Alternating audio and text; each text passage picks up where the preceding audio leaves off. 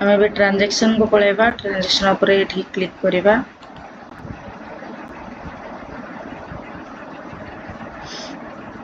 तो ये fast देखुं receipt site receipt आसूची तो जो रिसीप्ट रे आमे कौन कौन रिसीव करें यहाँ को ये एंट्री करवा आम जीपीएलएफ को जो जो सोर्स रु जहाँ भी टंका आसूची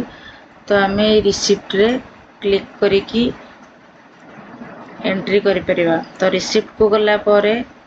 रिसीव फ्रॉम कोठु आम कौ टंका रिसीव करें से अनुसार SHG VO SRLM others L bank others ये सब पीजी सब अच्छी आम जदि मुझे आपको देखी एसएचजी सेविंग्स और सीआईएफ आमको आसूची खास करके पेनाल्टी आसूची सेटा केमती आम कोठी एंट्री करबा एसएचजी को जीवारी तापर लिस्ट ऑफ भिओ गोटे भिओ चूज करेंगे सेविंग सब भिओर आप एंट्री करेंगे तो ये भिओ चूज करेंगे आपण हिसाब से सब भिओर आसो गोटे भिओ चूज कली लिस्ट ऑफ एसएचजी गोटे एसएचजी चूज कली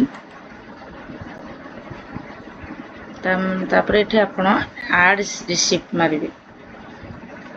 भिओ एसएचजी सिलेक्ट कर आड रिसीप्ट मारला आड रिसीप्ट मोड आसो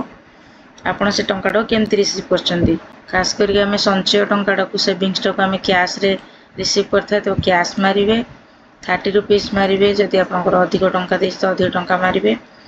से अनुसार एंट्री करेंगे ट्रांजैक्शन डेट ऑटोमेटिक आसो तो रिसीव हेड रे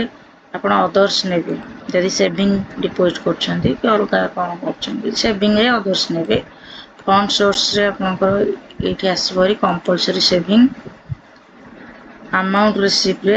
30 रुपीज सेव रिसीप्ट से